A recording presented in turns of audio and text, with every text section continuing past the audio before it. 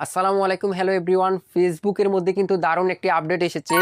আমরা জানি ফেসবুকের মধ্যে মনিটাইজেশন বা কন্টেন্ট মনিটাইজেশন সেটআপ পাওয়ার জন্য ফেসবুকের সুনির্দিষ্ট কোনো ক্রাইটেরিয়া বা শর্ত ছিল না।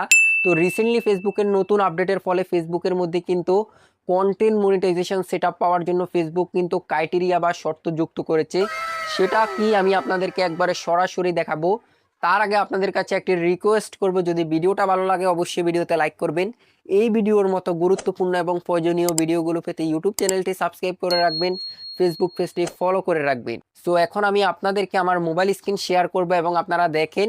আমি আপনাদেরকে মনিটাইজেশন সেকশন থেকে দেখাবো যে ফেসবুকে কন্টেন্ট মনিটাইজেশন সেটআপ পাওয়ার জন্য ফেসবুক নতুন কি শর্ত বা ক্রাইটেরিয়া দিয়েছে সেটা আমি আপনাদেরকে দেখাই। সো এখন আপনারা যদি আমার মোবাইল স্ক্রিনটা লক্ষ্য করেন, এখানে আপনারা দেখতে পাচ্ছেন আনলক কন্টেন্ট মনিটাইজেশন।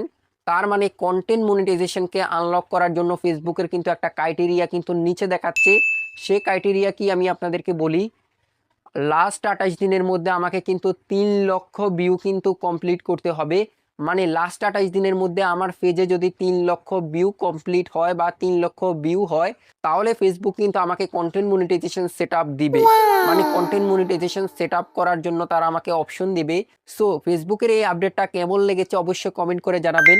তবে এখানে আপনাদেরকে একটি বিষয় জানিয়ে রাখি, কন্টেন্ট মনিটাইজেশন সেটআপ করার আগে অবশ্যই আপনাকে দেখতে হবে আপনার পেজ বা আপনার প্রোফাইলে কোনো প্রকার সমস্যা রয়েছে কিনা। যদি আপনি এই বিষয়টা চেক না করেন, তাহলে পরবর্তীতে কন্টেন্ট মনিটাইজেশন সেটআপ পাওয়ার পরেও আপনার মনিটাইজেশন কিন্তু চলে যেতে পারে।